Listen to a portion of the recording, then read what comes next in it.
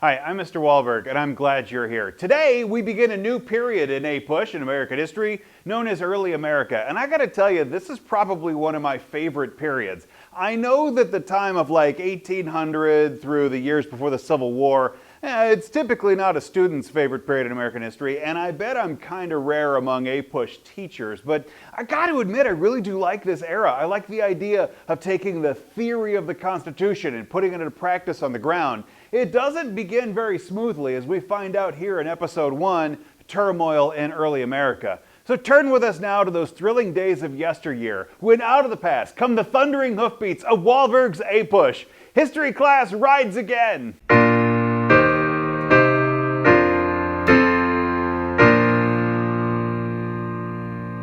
We have two objectives today. By the end of this period, you should be able to, number one, talk about identify the issues that made politics of the 1790s so divisive, and number two, explain how the competing views of freedom and global events promoted the political divisions of that era. But let's begin in Roman numeral number 1. Here we call this the politics in the age of passion.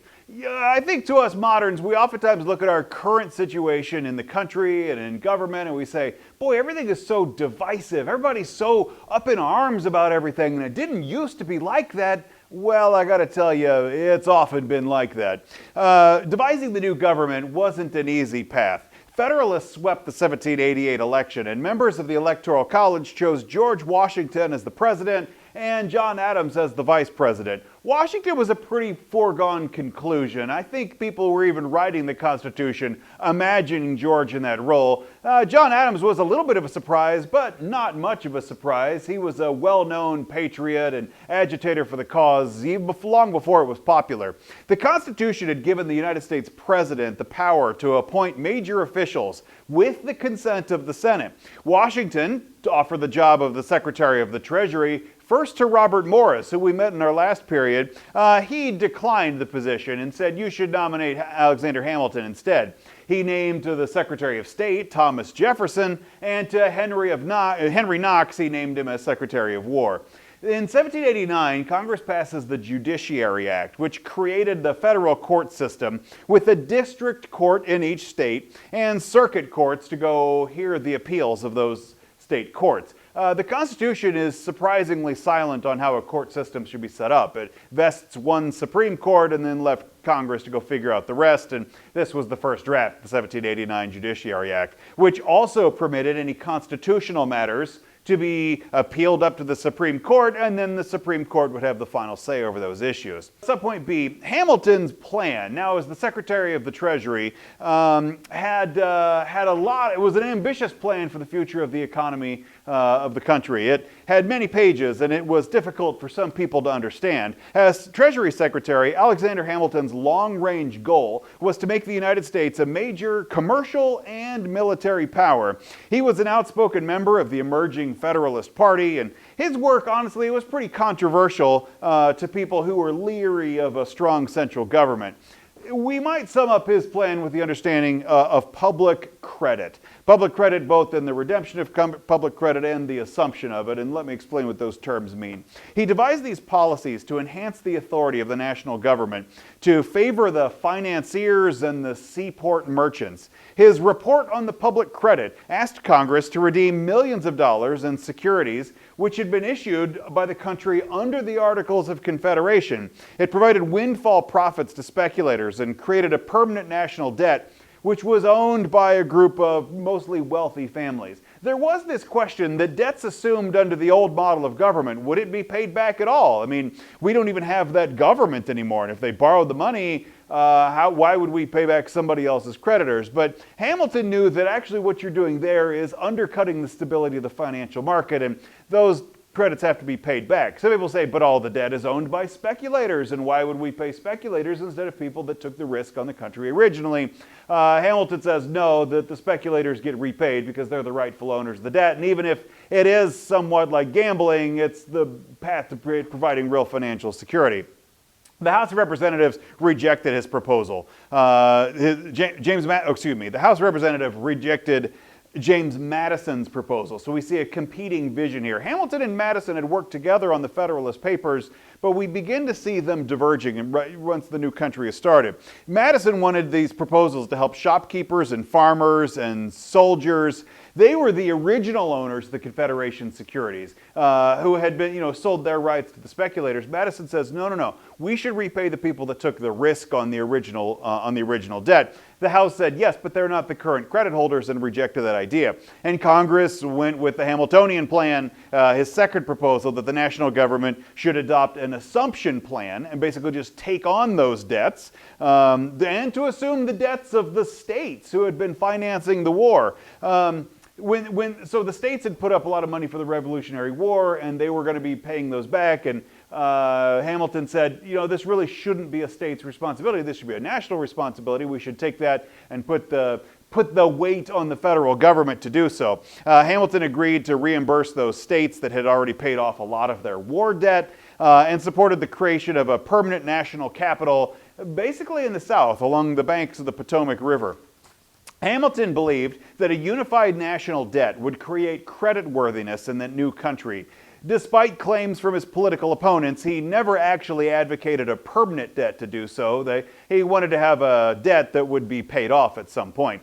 And that would be paid off primarily through tariffs. At Hamilton's insistence, Congress imposed several domestic excise taxes and modestly increased tariffs on foreign imports. We need to identify a term here. We've got a new term called an excise tax. An excise tax kind of looks like a sales tax. It's a tax on a specific item that incurs when it's sold. Like when I buy gasoline, the part of the cost of gasoline is an excise tax that goes and pays a federal tax on it. It's not a federal tax on all sales, it's on a specific thing. And that was part of the Hamilton plan, some specific excise taxes, but also tariffs on foreign imports. He did not support a high tariff. A lot of times tariffs are used as a protective tariff to go make American goods look cheaper compared to foreign goods, and he didn't want that to exclude foreign competition. Instead, he favored a lower tariff, a revenue tariff, which would pay the interest on that national debt and also defray the cost of government expenses. Increased trade and customs expenses would allow the Treasury then to go pay Hamilton's redemption plan and his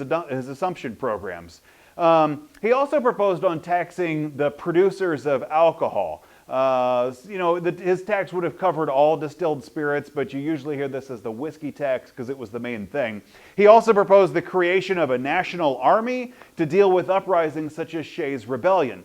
Actually, after the Revolution, the United States disbanded its army and didn't have one. It was felt that a standing army, an army that's just sitting around and ready in case somebody attacks or in case we have to go attack somebody else, that's a dangerous proposal. One, it costs a lot of money, and then two, you keep an army around, you're going to get tempted to use it. He also proposed the creation of a national bank. Hamilton asked Congress to charter the Bank of the United States. Sometimes you'll see it abbreviated the BUS, to go charter the BUS, the Bank of the United States, which would be a bank which was owned jointly. So people own banks today. If you go to, Goliath National Bank, there's a group of people who are shareholders in the ownership of the bank. Here, the Bank of the United States would be a jointly owned bank by stockholders who would put up money to go finance the bank, but also the national government, who would then also profit in its, would share in its profits. Hamilton, so he asked this proposal to go put together. So he says, Congress, I need you to create a Bank of the United States. Jefferson and Madison were opposed to this idea. They claimed that a national bank was unconstitutional because the Constitution didn't specifically allow for a bank. You might notice here that Jefferson and Madison are going to often be on this side against the creation of a national bank. This is a very period, mistrust of banking. People think that banks are shady. They're making money not by doing anything, but they're making money off the money, and they're not really producing. And it's seen as kind of a dirty way to make money. And a lot of times bankers kind of have a bad rep. You see that Madison and Jefferson don't want the United States government to get tangled up in this. Today, I don't know that we have as much of a hang-up over banks as we've had in America past, but it was not an unusual position at the time. Alexander Hamilton argued, though, that even though the Constitution doesn't specifically say we could have a national bank, it would certainly be appropriate to do so because the Constitution allows for the securing of the general welfare. And the General Welfare Clause justified his program. Jefferson says no. Today we would call him a strict constructionist, and if it's not in the Constitution, then it's not in the Constitution, which meant that the federal government could only exercise powers that were specifically listed in the document. Washington, in mediating this deal, signed the legislation which created the Bank of the United States. Subpoint C. By 1793, most Federalists in the North, the Northern Federalists, were basically putting together an alliance centered around the Hamiltonian vision. Southerners tended to form a rival group of it, which were headed by Jefferson and Madison, and they became known as the Republicans. Now, this term is murky. You'll hear them called Republicans. You'll also hear them called Democrats. You'll also hear them called Jeffersonian Democrats or Jeffersonian Republicans or Jeffersonian Republican Democrats or Jeffersonian Democratic Republicans, and it's all the same group. There's not like a cohesive party name, and it bears no relationship to the current Democratic or Republican parties. The issues are just different. So there's no history or lineage to those.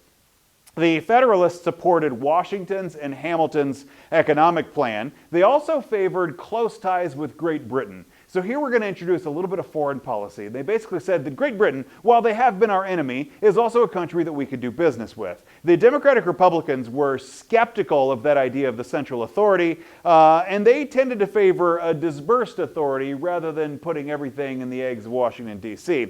You'll also find that these people are skeptical of an alliance with Britain, instead feeling like France is a better ally. France, who came to our aid during the American Revolution, and looked like maybe people that were more on board with the Enlightenment vision that America was living. As the political language became more and more heated, each side was charging the other with betraying the principles of the American Revolution.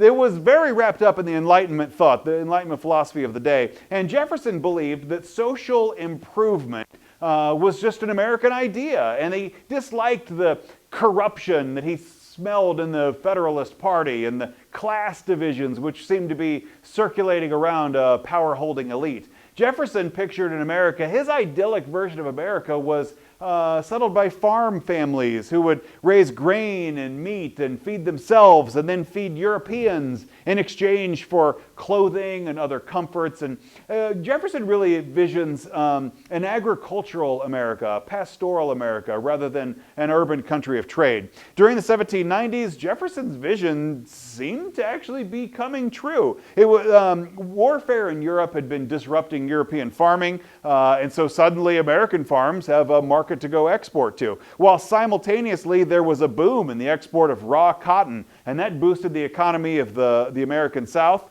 So it looked like probably Jefferson's going to win this argument. Hamilton's plan depended on a close relationship with Britain, but a lot of people said, no, why do we have to turn our eyes eastward towards the old country? We are our own country now. The future lies in the West. The future lies in, the growth of our own nation, and not with Great Britain. The two worked out what becomes known as the dinner table bargain, more formally known as the Compromise of 1790. And when these two competing visions were sorted out, they were sorted out, at least according to legend, in Jefferson's dining room over his dining room table. It might have been a little more complicated than that, but basically Jefferson agreed that the Southerners would accept the Hamiltonian plan, and that Northerners would agree to move the capital not from Philadelphia or New York, which were the two biggest and most important cities at the time in the North, which is kind of Federalist territory, but agree to put it down in the South along the Potomac River, between Maryland and Virginia. Subpoint D. The idea of allying with France became very in front of people's idea was the French Revolution. And the French Revolution turned very radical in 1793. France actually even went to war against Great Britain as the French Revolution, in its anti-monarchical moves to go overthrow every kingdom in Europe, France tried to go pick a war against Great Britain. And despite its radicalism, despite the radicalism of the French Revolution, Jefferson and his followers said, yeah, that's our same vision. That's the idea of an anti-monarchical movement of democracy, movement of the people. And he wanted to support France's attempt at self-government. George Washington and Alexander Hamilton and their followers, they said, that doesn't look like revolution. That looks like anarchy, and we think we should probably shore up our more important trading partner and our, historical ties in Great Britain. George Washington said, though, really, in this conflict, America doesn't have a dog in the fight. And if we get dragged into it, we're going to be kind of hosts. So George Washington declared that America would be neutral between both sides. This becomes known as Jay's Treaty, a treaty negotiated by John Jay. And it didn't address important issues of foreign policy, things like Great Britain on the high seas, which had been capturing Americans and impressing them into foreign service. But it did position the United States a little closer to Great Britain, and it basically abandoned the alliance with France. Subpoint E. Okay, so part of the Hamilton plan was to raise money through a tax on distilling, and here we introduce what's known as the Whiskey Rebellion. They were angry with Hamilton's taxes on alcohol, particularly the tax on whiskey, which would have made up the largest portion of it. A bunch of farmers in Pennsylvania blocked the collection of the taxes, and they raised banners claiming liberty or death. The Whiskey Rebellion of 1794 proved to Federalists that democracy in the hands of ordinary citizens was something that could go dangerous. That, we want to hear the will of the people, but what happens if the will of the people turn into an angry mob? To put that down, Washington dispatched 13,000 troops to western Pennsylvania to go put down that rebellion, and Washington accompanied them for part of the way. This is, as far as I can really tell, the only time that a United States president puts on his military uniform and leads the troops into some kind of a battle. We'll find other presidents appearing on the front lines, but they become support positions and cheering on our troops. But Washington, he's a civilian now. He's retired from the army, but he puts on that uniform back to go put down the Whiskey Rebellion.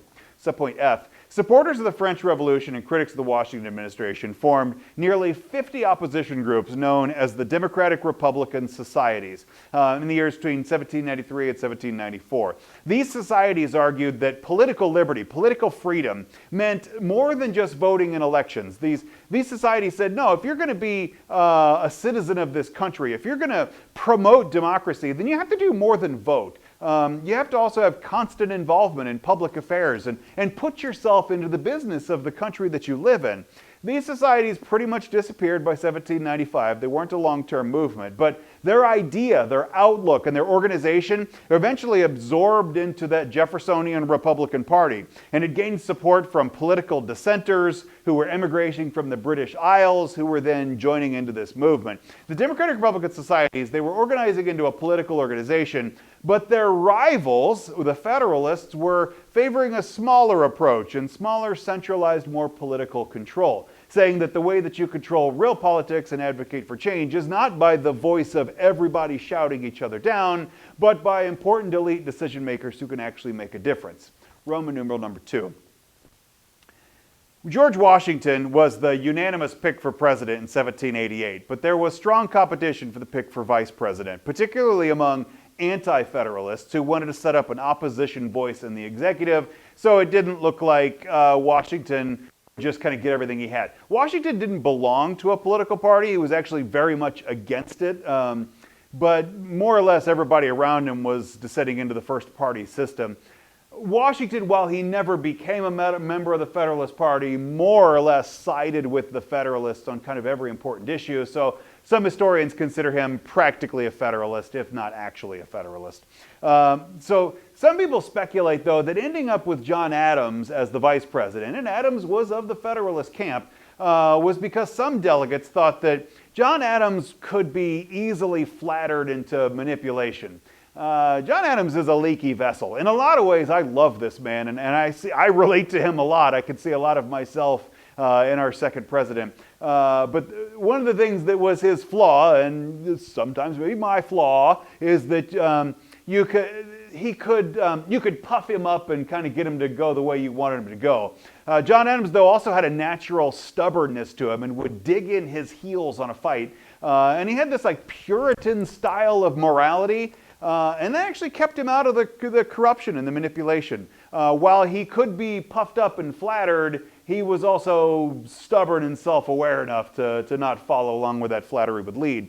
As the first vice president, John Adams establishes the role of the vice president. And the Constitution isn't real specific on what the vice president should do. It's pretty ambiguous. But it also means that John Adams was not an important part of the Washington administration. This is not an unusual pattern for a large part of American history where you have a president and you have a vice president and they don't really involve each other very much. The Constitution doesn't say that the vice president's involved in decision making or a member of the cabinet or even on the advisory position. The vice president has a couple of jobs: to preside over the Senate, a job they almost never do, and to be alive if the president isn't. But beyond that, there's not much for the Veep to do. So he, particularly in his first term, John Adams tried to go be an active member of the United States Senate, but it was a tedious job that he was poorly suited to, and like I said, very few vice presidents actually want to go take their position in the Senate. John Adams, he and Washington got along. They had a cordial relationship, but it was a professional relationship, not a friendly relationship. And Washington very rarely sought John Adams' advice. He mostly relied on his cabinet and the people that he could talk to and deal with for his decision making. Washington probably wouldn't have picked John Adams for his second. The election of 1796 happened when Washington stepped down from public life. It resulted in the first contested election, the first time that there's actually a contest for who's going to be the president. And it came down more or less to John Adams and Thomas Jefferson. There was some other names in the consideration, but as the funnel sorted it down, you had the most important Federalist voice was John Adams, and then of course Jefferson as the most important Democratic-Republican voice. So Adams and Jefferson had both been delegates of the Constitutional Congress. They had both been delegates in the Continental Congress. And in that relationship, Adams was a little bit older than Jefferson and actually kind of took on the job of his mentor. In a lot of ways sort of guided Jefferson through politics and through the issues of the day. They were very different men. John Adams was a blowhard and a loud and full of bluster. Thomas Jefferson was more reserved. He's an introvert. I kind of think of him as sort of the poet's heart. He doesn't really like politics. He doesn't give speeches if he doesn't have to. Very opposite of John Adams, who just loves giving speeches. In a lot of ways, those two became unlikely friends. It was John Adams who asked Jefferson to go write the Declaration of Independence, mentoring him through his political relationship and then kind of into his future into politics. But over time, their friendship had drifted apart. And by 1796, when they faced each other in the election, their friendship was strained as they'd worked their ways in the corners of political opposites. John Adams won that election with nearly 71 electoral votes, and Jefferson narrowly lost with 68 electoral votes. But that means that Adams becomes the president, and according to the Constitution at the time, Thomas Jefferson becomes the vice president. This does not rebuild their friendship, and in fact, it gets strained further and further as the two of them don't share a political vision. They don't have much in common and really can't agree on the future of the country. John Adams was the most influential Federalist in the New England area of the country. He was a successful attorney. He was a strong voice in the early nation. John Adams was respected by the public, even if people who knew him kind of thought that he was full of hooey. He was often accused of being pompous and abrasive and sometimes not really being a gentle person in the world. John Adams had been a delegate of the Continental Congress. He argued for the passage of the Declaration of Independence. He was the one that appointed Jefferson to go write it. He oversaw the Revolutionary War. John Adams had been a diplomat to France in order to seek their help during the war, and he'd been the first ambassador to Great Britain. He met George III in an attempt to establish peace between the two countries. And despite, if you've seen the musical Hamilton and John Adams, I know him, and he's very disrespectful of him. Actually, the actual relationship went along pretty well. There was a pretty good union between the two people. George Washington was the unanimous pick, but the choice of John Adams was not a unanimous pick because they thought that's kind of repetitive in the notes. So point C. So John Adams becomes the president and immediately has huge shoes to step into in Washington's shoes. you know, there's an old line that you never follow a legend. Well, John Adams was that guy trying to follow the legend. The French monarchy had been abolished in September of 1792. So, they had, what was it, Louis the 14th or 16th, and they ousted him and later cut off his head. And when that happened, the United States refused to continue repaying its debt to France. Even though we'd borrowed a lot of money from France for the Revolutionary War, they said, no, we borrowed it from the king, and you don't have a king anymore, and we're not going to repay money to a mob. And so they basically stopped repaying the debt from France from the American Revolution. American diplomats went to France, though, to go renegotiate the alliance, and Americans became tangled in what is known as the XYZ affair, a term that was super important but is only known by these like odd initials. It was a political and diplomatic confrontation between the United States and the Republic of France that led to what's become known as the Quasi-War. X and Y and Z were variables. They were the redacted names of the French diplomats. When Americans met with the French diplomats, they demanded bribes and loans before they would ever sit down to go meet with the American delegation.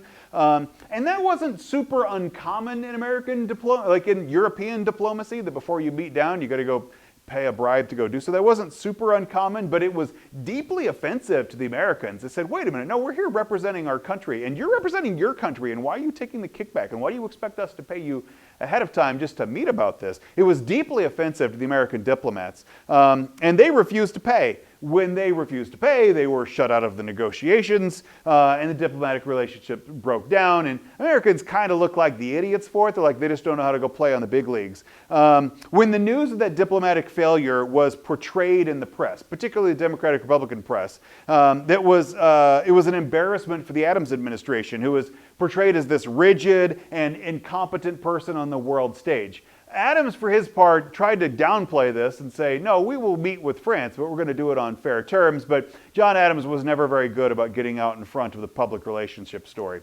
Subpoint D. That led to the Quasi-War. Not an actual war with France, but known as like a sort of a pseudo-war that pretty much looks like a war. Quasi-War with France about shipping rights in the Caribbean. That led to a peace treaty in 1800. Because France had been outraged over the Jay Treaty. The Jay Treaty declared American neutrality between France and Great Britain, but generally sided with the British side of it, and France was outraged over this Jay Treaty, and that the United States had been actively trading with Great Britain, who was France's enemy, and we used to be allies with France. And then they authorized privateers to conduct attacks on American shipping. A privateer is a pirate, but a pirate that's not working for themselves, it's a pirate that works for a government. So basically, France hired pirates on behalf of the nation of France to go raid American ships in the Caribbean and steal all their stuff.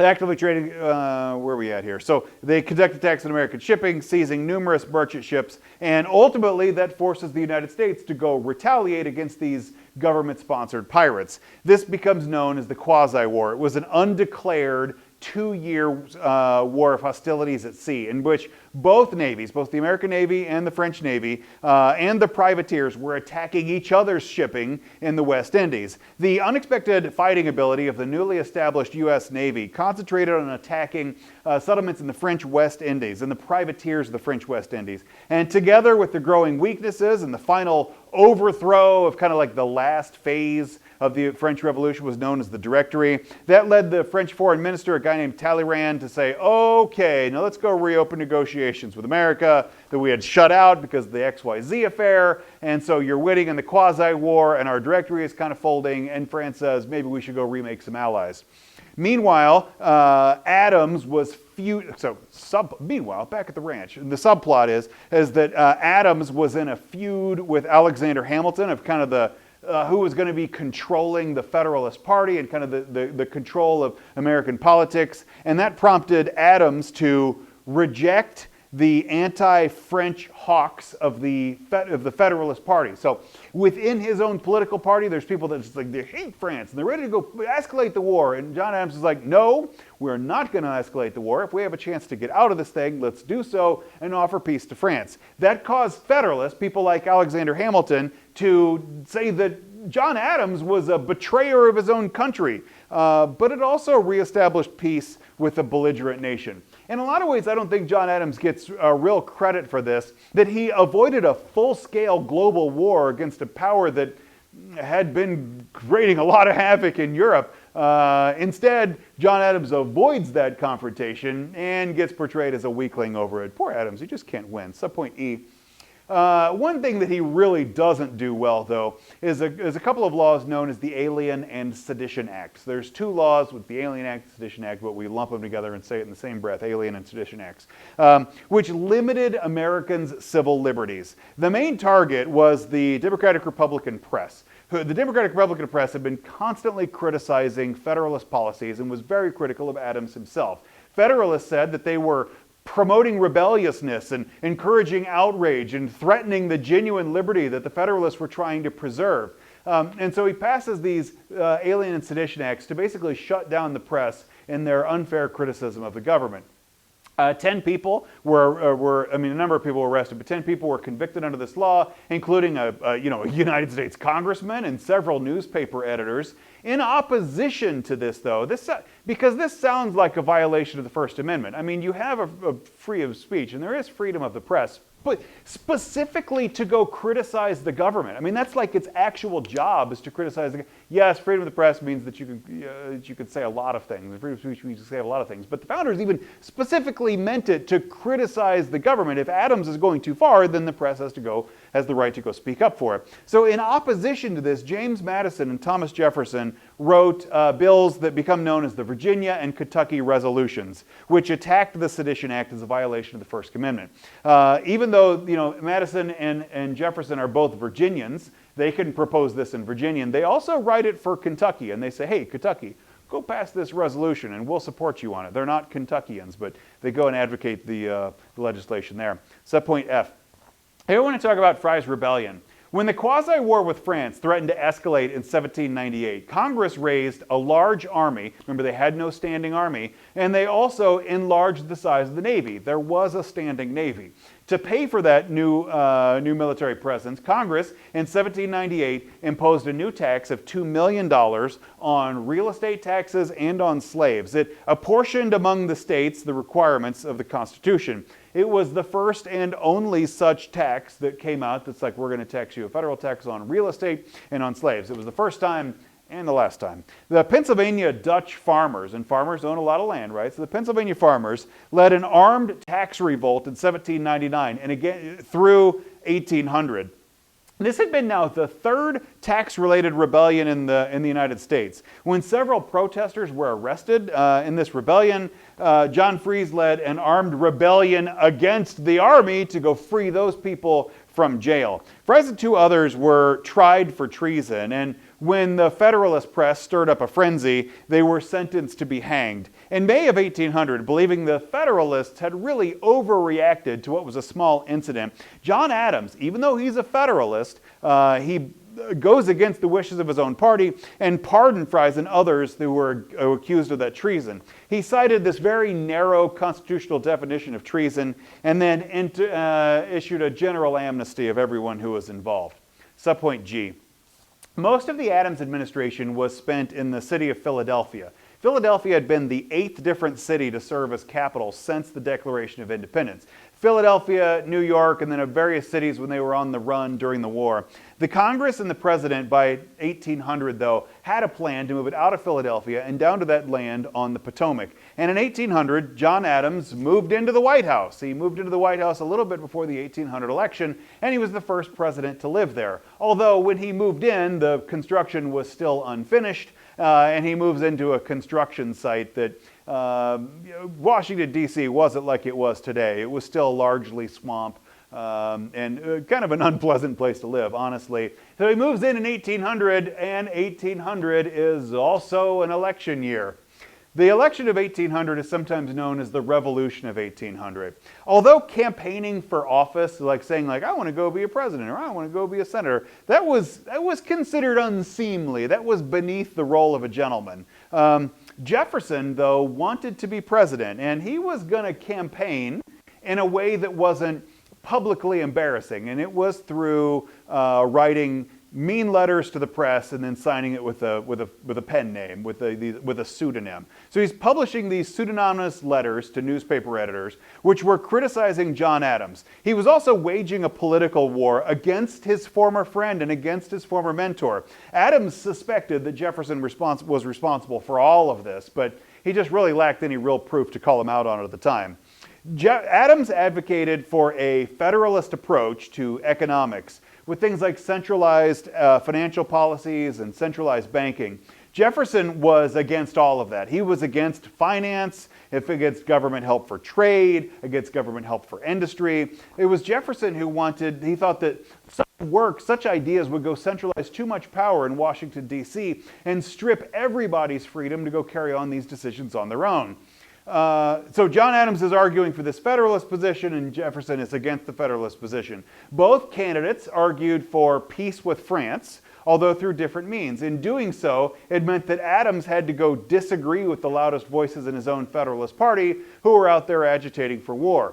Jefferson's strong belief and ideas of the Bill of Rights and the civil liberties, they clashed with Adams's record on the Alien and Sedition Act. So you really see people, the former friends, a former mentor-mentee relationship that's broken down into political acrimony in 1800.